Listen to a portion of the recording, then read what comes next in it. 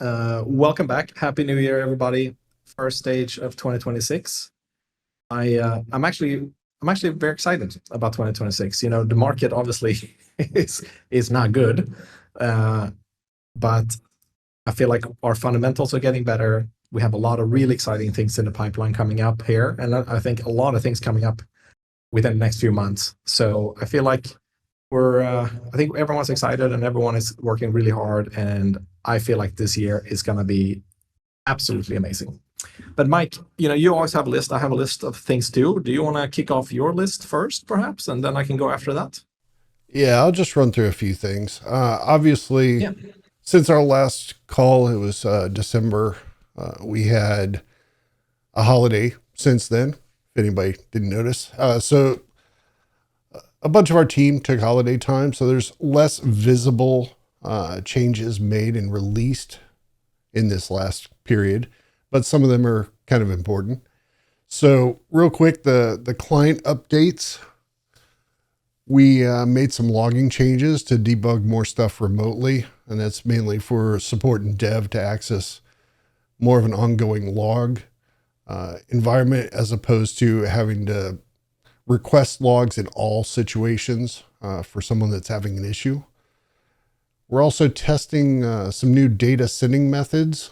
It's been rolled out to some of the network, and we're validating that data. And as we've mentioned many times before, we were looking at ways of reducing bandwidth usage, and so we're working on that. The final thing that I'll touch on is really just the fact that I called it out in Discord, but we did have, unfortunately, one participant that lost a reasonable amount of money due to scammers. And I think that user may have been somewhat new to Discord, not understanding what's going on at times, especially for the fact that there were like three identical max users contacting them, but obviously different actual account holders behind the scenes scamming him. And he did lose something. So we made one extra step, which we had talked about before, and we're trying to come up with a way to do it. And now basically the first time that you log into our server and send a message on one of our channels, since the addition to the bot, it will send a DM to you and give you the spiel about, we don't DM you, don't fall for scams, don't give out your 12 words, don't, the typical thing. But the theory is that it does it at the moment that you submit that message. And probably for everybody in here, you already received that DM, as long as your DMs are open. If your DMs are not open, it wouldn't matter, because that also means the scammers can't DM you. But it should send that message right as you submit yours, which hopefully is right before any scammers would then start pinging you to ask for your private information and try to steal everything from you. So the whole goal here is to try to get in there ahead of time and give everybody a heads up. Again, since some people are new to Discord, new to this environment, and may not understand what's going on, and some people just trust. And that's a great quality until it loses you money. So we're just doing our best to try to help prevent anybody else from falling into that. And 619's 100% right. 12 words are your money. Don't give away your money. It's basically like giving away the keys to your house or your car and just being like, here you go. Since you asked, I'll just give it to you, and hopefully you don't steal it, I guess. That was it from my side, really. Okay, nice. Thanks, Mike. Yeah, so for me, I have first, just like look back at 2025, I saw some cool numbers, you know. So from a network perspective, we are now finally at the scale needed of coverage to monetize at a higher rate. So since we reached about, I think it was 85% coverage versus market leaders 2.5 months ago, we've seen an 11 times increase in the amount of prospect meetings we now have with potential clients. So we're seeing a massive ramp up in customer interest, which tells me that we're looking really strong for 2026 revenue growth. If you look at some countries where we've been focusing, we've seen a 519% increase in stations in Latin America during 2025. We're also focusing heavily on Asia Pacific. We've seen a 104% increase there, and now we're starting to focus really heavily as well on MENA region, so particularly UAE, Qatar, Kuwait, Oman, Saudi Arabia, and we've seen an 81% increase here. And the reason we're focusing so heavily on these three markets is because these are the markets where the competition is lacking coverage, and we're getting so much feedback from customers. We actually even had another flight tracking network reach out wanting to buy data from a specific market. Obviously, we're not selling the data to them at this time, but thanks to our model and our community and the way we're doing it now, we're so much better at building coverage there, and it's gaining quite a bit of visibility. So super excited about the network itself.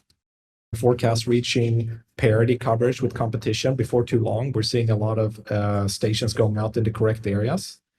Because what's interesting about our network is that on average, simply because you guys are so much better at deploying these stations, we see about 60% more coverage per station compared to the other networks. And that's all thanks to you guys for going the extra mile and deploying it. Because what people are starting to understand now in the flight tracking industry is that it's not about the number of stations, it's about the coverage you get with the stations you have. So we're doing really well there, but it's all thanks to you guys that are here, working really hard, keeping these stations like deployed online and, doing it really good job. From a product update, we did finally release the low altitude rewards, I think on December 22nd. So that was really excited. Obviously, it's been running in the background for forever. And what's super exciting is we have 2 new products that are in MVP stage, both for B2B and for B2C point of views. And before too long, we will end up reaching out to get some testers for these. And these products we're now validating with a bunch of customers. They're so exciting. It's like a 10x improvement on, of how people do it now in the industry. They're awesome. So keep an eye out for that. Mike has also, by himself, pretty much built an amazing internal support tool. And this is really for the entire support team of Wingbits to be able to better help the community. This tool has been built, I think, Mike, over a couple of months or so, but it's getting to a point where every time he shows it to me, it's amazing. So I know, I've even seen some comments in Discord that it's been a little quiet and, there's been less releases. One major reason for that is because, for example, now with our dev team, we have one major client that we're now transitioned from pilot to paying customer. Mike, can you hear me still, or am I quiet? I hear you. Keep going. Okay. Yeah. And this major client is requiring the data to actually be streamed in a different way. And that ties perfectly into, I saw a comment in terms of how can we lower the data usage or bandwidth for the community. And this is exactly what that is doing. So that takes a lot of work. It's quite a big implementation because both from a, setting up our infrastructure, but also for how, how rewards are calculated with that type of data. So it's stuff that kind of needs to be done right. We are also working on, thanks to community feedback, a partial claim functionality. So when you will claim the tokens, you can actually choose the amount. You don't have to claim all of them. We think that's a great feedback, clearly going to be needed. And when we did the early redemption here before Christmas, that was some feedback we got as well, that it's going to be needed because like after TG, probably not everybody, some people have a lot of tokens. You don't want to be forced to claim all of them at once. So we're working on that. We also had another client that we've been working with for a year now that renewed the contract, which I thought was extremely exciting, higher price, longer term, really good validation of the data. So what we're actually doing now is also collecting statements from the customers we work with, because we learn more and more. We work with customers in different segments and for different use cases. So we're going to collect some statements of all the key kind of like benefits that they see from using our network.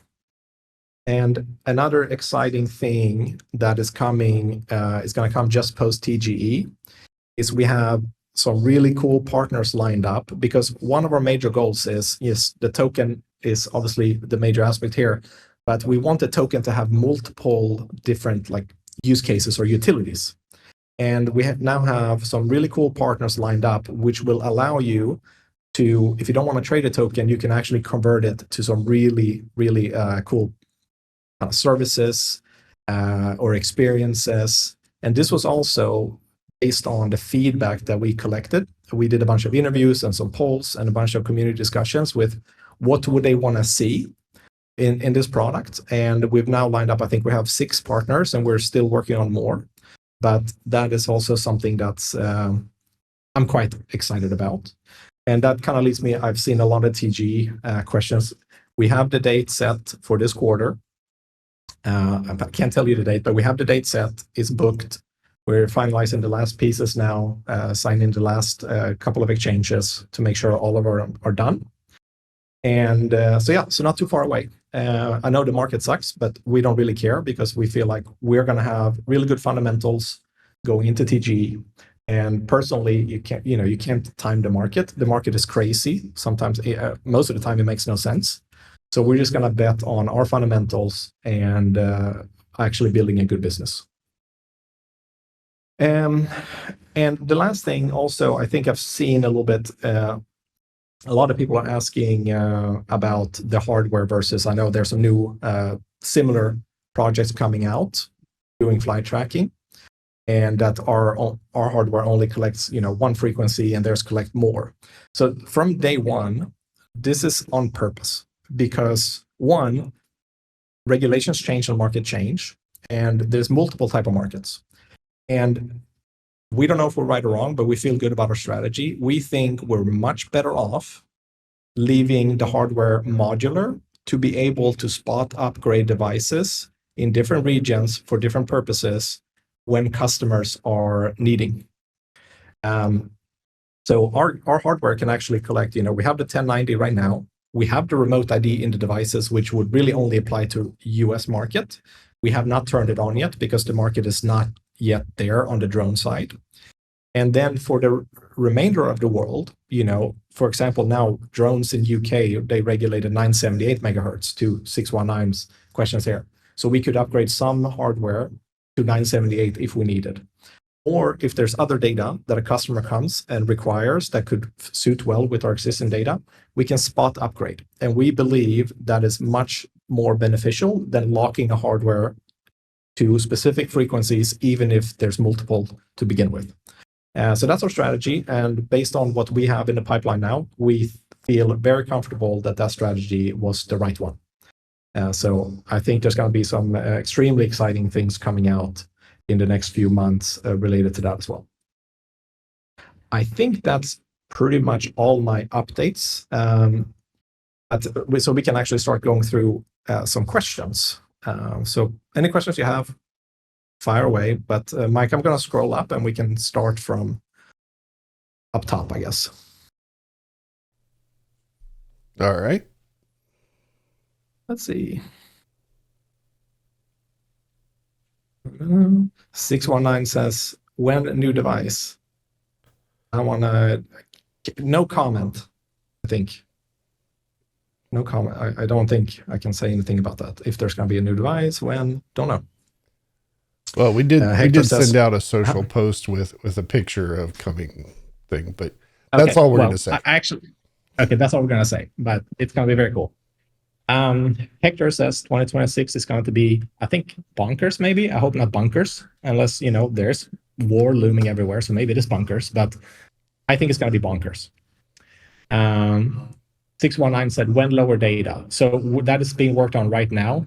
It's a big change. I think they're testing that on about 1,000 stations from what they told me, but not in production. So it's not too far off. 2 or 3 weeks, hopefully. Let's see. 619 also asked when we're going to close Discord and move to X and Reddit. You know what? Actually, one of my New Year's resolutions, I talked to Mike, I want to spend more time in the Discord, and we've actually changed quite a bit internally now, like the ways of working, because as you grow the team, it can actually, you go from really small and then you grow a little bit. Sometimes you also need to change the way of working, or it becomes really inefficient. And I've just been so swamped. So like, I want to spend more time in Discord. So I like Discord. And we are gonna do some cool stuff on X, I think, starting. So we'll come out with an announcement on what we're gonna do on X, but we'll do both. But I don't want to close Discord. I think it's great. Yeah.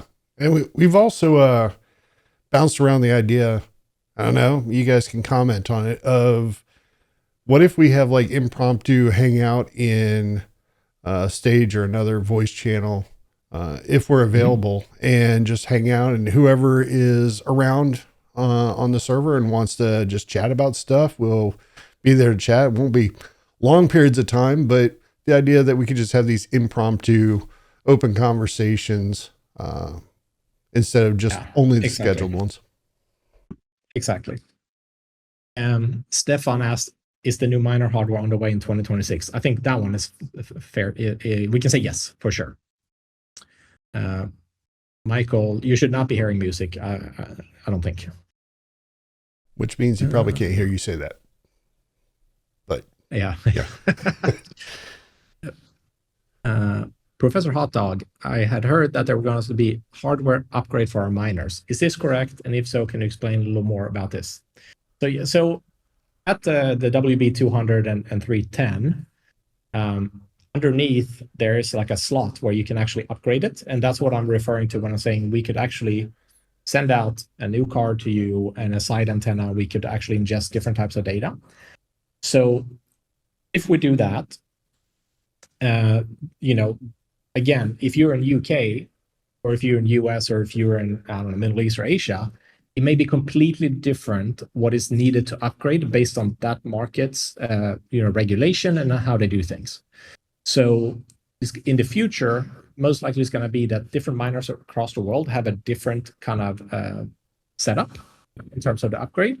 But yes, that's we'll have more details exactly on that. What's going to happen later this quarter. But it's essentially just going to get an upgrade kit and you put it in, and then you can track other things. Let's see what else.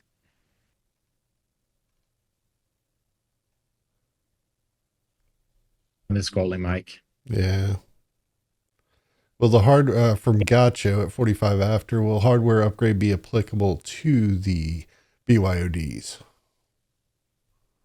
So we haven't worked, we're right now looking at the first on the WB200s, but obviously from a device perspective, the BYODs would be easier to upgrade since, the Raspberry Pis, most of them. And we don't have exact details on that yet, but most likely we're going to need to be able to upgrade those as well. And keep in mind that would also probably 100% require, if you haven't already used a powered USB hub because of the GeoSigner and your SDR pull on voltage, you'll probably have to do something if you upgrade to add any more USB devices, because most of the stations that we've seen over time either were insufficient due to power supply, or they were bordering on the edge. And some people have had a history of having voltage issues, but only occasionally. It's like it just occasionally spikes and it's enough to knock stuff offline. So just keep in mind going forward, if there is another device ever to add on, and we'll definitely call it out at the time, you'll need some kind of powered USB hub to help support that extra power need. So yes, Stefan, the current HiFix upgrade hardware is upgradable. Yes. Just side note to that, the HiFix stations have two slots. One, as Robin mentioned already, has 1090. The other one is generally free. If you're using 4G LTE expansion already, then that would be your expansion slot already used. I realize that's a very, very small percentage of stations, but I just want to call that out so nobody gets confused later and wonders why they can't add something because they've already got LTE taking up one of their slots. 619, I think I answered the data usage. We're working on that. TG is, we have the date, and this is also Tricky Games question. TG, we have the date set for Q1, yes. So the device will probably, be somewhere around there as well. On the bigger hexes or limit stations, I don't have an answer yet, but we know that some areas are a little bit saturated. But we haven't had time to work on what we need to do, if anything, there, because also as the business, based on what we're seeing coming for the business, saturation in some areas may not be a bad thing, from like both a participation but also from a business perspective, depending on what the network evolves to. Gore, MLAT against Baltic jamming. Yeah, so we have been playing with MLAT on the background. We haven't released it yet. Again, it's really hard because we have so many things we have to do, and so really what we're trying to figure, what we're focusing on is like, what do the customers want now, and where can we make the most money? Because if you look in general at any project, if you don't make enough revenue, like the project is not going to be sustainable long term. So we have to focus on what can generate the most money first. But MLAT is definitely on the roadmap, and the jamming product, like GPS jamming in general, we can already make those maps on our side. It's just not on the public map to detect GPS jamming. I think I answered the TG question a few times. So if anyone's unclear, you can ask again. But yeah, date set for Q1. Let's see. Big Mike, if GeoSigner dies on DIY, are we done being a participant for a project, or is there anything lined up for future possible issues of DIY? Mike, how have we dealt with that so far? If your GeoSigner dies, contact support. We do have a limited pool of replacement devices in case there are issues. And as far as long term, I guess we'll figure it out as we go, Big Mike. I mean, we do have a plan. I mean, technically, we do have components to make other GeoSigners, but that's an endeavor that we did not necessarily enjoy the first time. It was great for the community. I'm glad everybody got it. I think it was a necessary item, but from a company perspective of handling the sending them out, all the shipping mayhem that involves small countries or countries that are really trying to stiff you on as much import fees as they can, it is a challenge to do GeoSigners. So let's just say if you have an issue now, we do have a replacement after we confirm that there is a physical issue. Going forward, we will figure it out. Perfect. Today, the Vasilino, Cello, welcome. No worries being late. Jay Styles asks, who is making a new device? iFix? No, it's not. 2, is Wingbits putting a % on top of the hardware price? No, we don't. So just to be clear, on all the hardware that's been distributed in the network, we're making 0. We don't add any profit to the hardware. We don't have a license fee. We don't want to make money on the hardware. We're a data company, and we're going to build applications on top of the data. That's where we're going to make our money, not on the hardware itself. Hey, 120. I think I got the answer for that. I think I saw the same thing that I could be wrong. You could tell me outside of this if you want, and we can figure it out. But I think I know what post started that rumor, and I think it was a misinterpretation. So in my eyes, the post was asking about online rewards, and that was strictly related to the bonus you get on your beta rewards if you maintain at least one station online during those 365 days of payout. But we have talked in the past, obviously it was even in docs. There may still be a mention there somewhere about some kind of quality test or uptime stuff. And we haven't ruled anything like that out, but we don't have any plans right now that I'm aware of. No, but yeah, we did talk about it in the past. So we just didn't go anywhere. Grumpy is fishing for a time frame. Well, within the next 2 months and 10 days. Because I really can't say more specific than that, because like we know how the space is. If you give the date, there's people out there that maybe don't like what we do, so like I just want to leave it unsaid. But we pushed a few times. We set the wrong expectations when we first started, simply because we had no idea what we were doing in terms of what does it entail to launch a token. The space is really difficult to manage or navigate because it's so predatory. There's a bunch of grifters, like you see the launches that has happened now. Most of the launches in the last forever, overall, they're not good. So we just set wrong expectations. We thought it's going to be easy. We realized it's really hard to do a token launch properly with the, think through it. But now we realize like we cannot push anymore, where fundamentals are good. So we have the date for this quarter. But I really would prefer not to go further into that, simply because I've been advised to do so. So I hope that's okay, Grumpy. I know everyone is impatient, and we're ready to get the show on the road as well. Beyond 619 wanting special rewards for being remote, and probably wanting rewards for just being himself. The next question was Wolf Morningstar asking about which country or market is going to get an upgrade kit first. Well, based on the pipeline, it's not the only market, but that's going to come later on. Because like if you look at the drone industry, it's obviously there's a lot of money going into drone industry, and I think everyone knows that drones will be a big thing.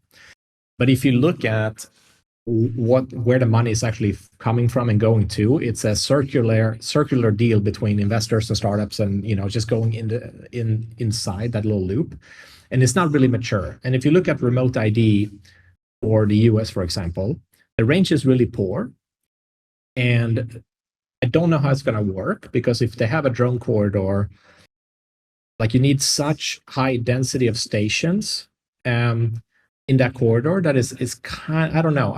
But UK, for example, they went with 978 megahertz for drones. To me, at least, and I'm not an expert, that makes a lot more sense. So UK will probably be the most likely one, because they're the only ones that actually set something. But with that being said, the drone industry is not really there yet, but we're looking at that. For the other stuff, it's probably more like a global thing from day one. Appreciate the feedback on geosigners and powered hubs, guys. 619-120. Yeah, honestly, it almost always seems to come down to not a sufficient power supply, because people use, I am surprised by how many people use some random phone charging plug to run their BYOD and find out it is insufficient because it's like 2.5 amps or 1.5 or 2. Yeah. So we'll work it out as if and when we have other devices to go on BYOD, we'll make sure we document enough to hopefully walk people through what they need for criteria and how to decide if they should use a powered hub or not. We'll get you guys feedback. Yep. And then Simon Lasource here asked, what was the conversion rate for the early redemption program?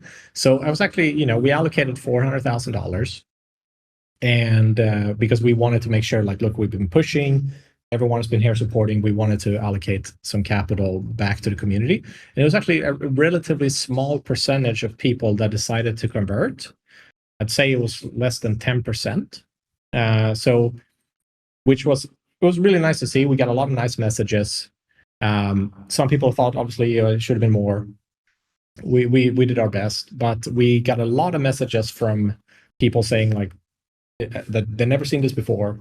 So it's a very nice gesture. Like we really try our hardest to do right. A lot of other projects reached out and said they really liked what we did. So I do think we're going to see more projects do this if they are forced to push TG. But yeah, so less than 10%, I think, converted. Maybe 15, but it was not a big percentage. I thought it was going to be more. Yeah, it was So definitely I low. really appreciate that. So Kryptonite, so I wouldn't draw any conclusions right now for how that would work. But if you do get an upgrade kit, there's just no space in the HiFix device with the 4G chip in there. So if that turns out to be a big percentage, we're probably going to have to look at some type of solution to work around that.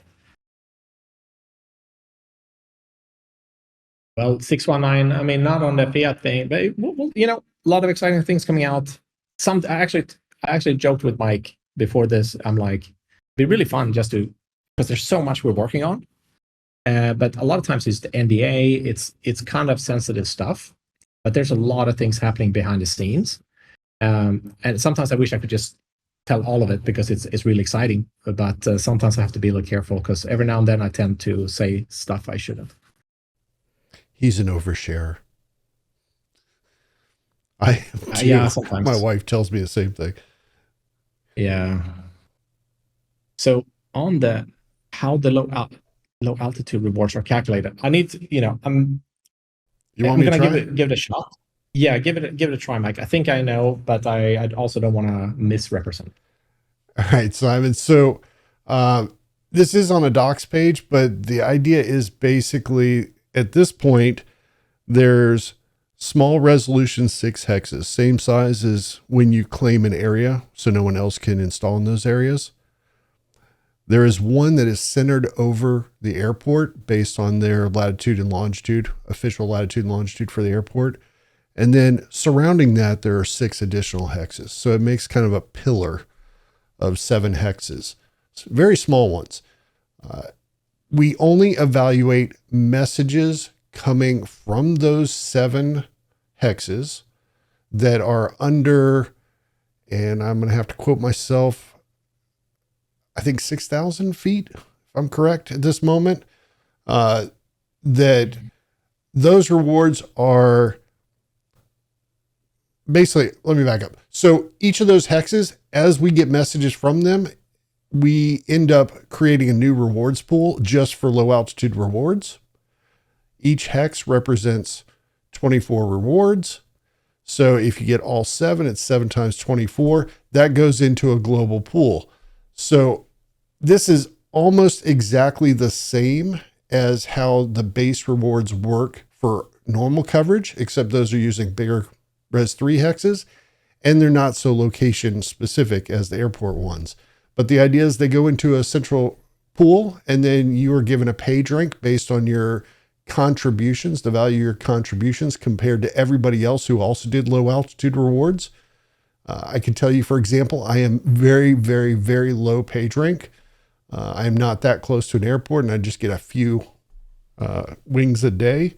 So the idea is you get the pay drink, you divvy up the total pool based on that.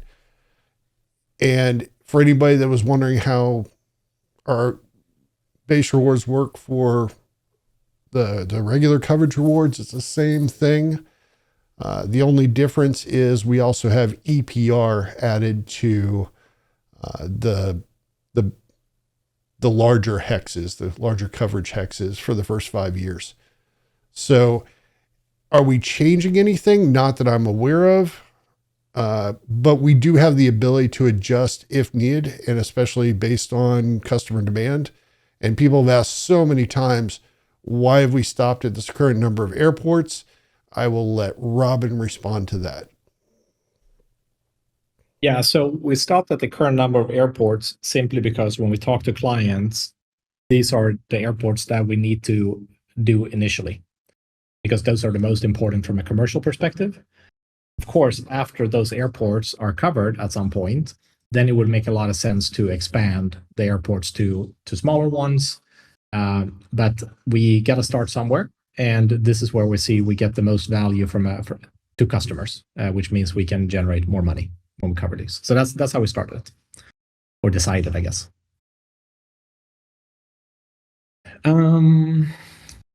Let's see. I guess the next one is, Busy XX. Right now, nothing has changed. But as everyone, we have seen a lot of discussions, and I think every project should always think about the best way to transfer value to the community, whatever way that is. And I think it's a fair thing to look at in detail to decide: do we think buyback and burn is best? Do we think buyback is best? I don't know. So that's all we're looking, but nothing has changed so far. It's the same. 120, regarding how low altitude rewards, are there any plans to determine which messages qualifies using AGL altitude rather than ASL? I'm gonna have to ask that to the tech team, because I could not answer that one. 120, Mike, I don't know if you have any idea. I don't. I know there's work still being done on that, so I can't comment. Okay. I don't know the exacts. Real quick, Saeed, the discussion of tail scale. We are still investigating other options. That was the ready solution to come up with something. Ideally, it would be cool if you can go to your own Wingbits station dashboard and control certain aspects, check certain things. We will make progress in that direction probably at some point. I agree tail scale is not perfect, but it was the solution available at the moment, and it has helped quite a bit. So the devil you know right now, I guess. Appreciate the input, though, and I'll check into that. Yeah, Big Mike, the only update I gave was the growth in stations for 2025 for Latin America, APAC, and MENA, Middle East. But overall, I think we're about to approach, within the next few weeks, hopefully, closer to 6,000 stations, I would hope. So pretty decent coverage. But what we're focusing mainly on now is not necessarily just like flooding more stations into an already well-covered area.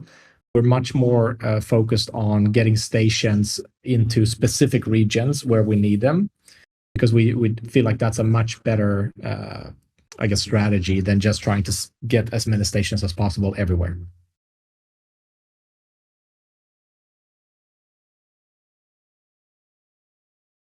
I see some discussion here about different projects and stuff, but the hard thing is, it's, again, when you have to balance like launching the token, having the fundamentals to launch the token, and then you need to scale revenue really fast after the token is launched as the circulating supply increases. So I think GeoNet, what they do, 7 million ARR. So it's a good business, but they need to grow a lot more as their the supply increases, or the circulating supply. So I think that's the trick with Deepin, is they actually need to generate a lot of revenue, which I think is important. That's why you need to look at it from a business first perspective, rather than the token is not the main product. The main product is the business generating a lot of revenue that can feed back into the community. So it is a tricky space. It's pretty young, and I think regulation is not set up really well yet, at least for proper businesses to be built. And I'm talking mainly from a point of view of where the customers are traditional Web2 customers, and you have the blockchain aspect as a network enabler. So it is definitely a new industry. I think, yes, there's been a lot of poorly executed projects, but it's also very challenging. So that's why we pushed several times, because it's pretty tricky. Yes, exactly. So that's what we're focusing super hardcore on the B2B side, on the traditional partner side, not just Web3 partnerships, and on the revenue side, because that's going to be the projects that make it long term. The revenue is the key differentiator, because if you have a ton of revenue, you also have a ton of flexibility to adjust to what's happening in the industry, and you will always be able to ensure value transfer to the community. Otherwise, it's all about hopium and hype, trying to pump a token price without fundamentals, and that's maybe only sustainable in very short term, short bursts, and then it's like pump and dumps type of deal. That's how we're looking at it anyway. But if there's no more questions, I don't have anything else, but definitely open to stay a couple of more minutes if anyone has anything. But Mike, do you have anything else you want to go over? No, Eagle Eye, we covered most of this earlier, and I will endeavor to get this video edited up and up on YouTube before tomorrow morning, so you can review it. Perfect. Well, thanks so much, everybody, for joining. Really appreciate it. Really appreciate everyone sitting through. As always, you'll ask any questions in Discord if you have them, and I will make sure to spend some more time in Discord. Really appreciate all you guys being here. Thanks, everyone. Thank you, guys. Thanks, Mike. Thanks, everybody. Bye.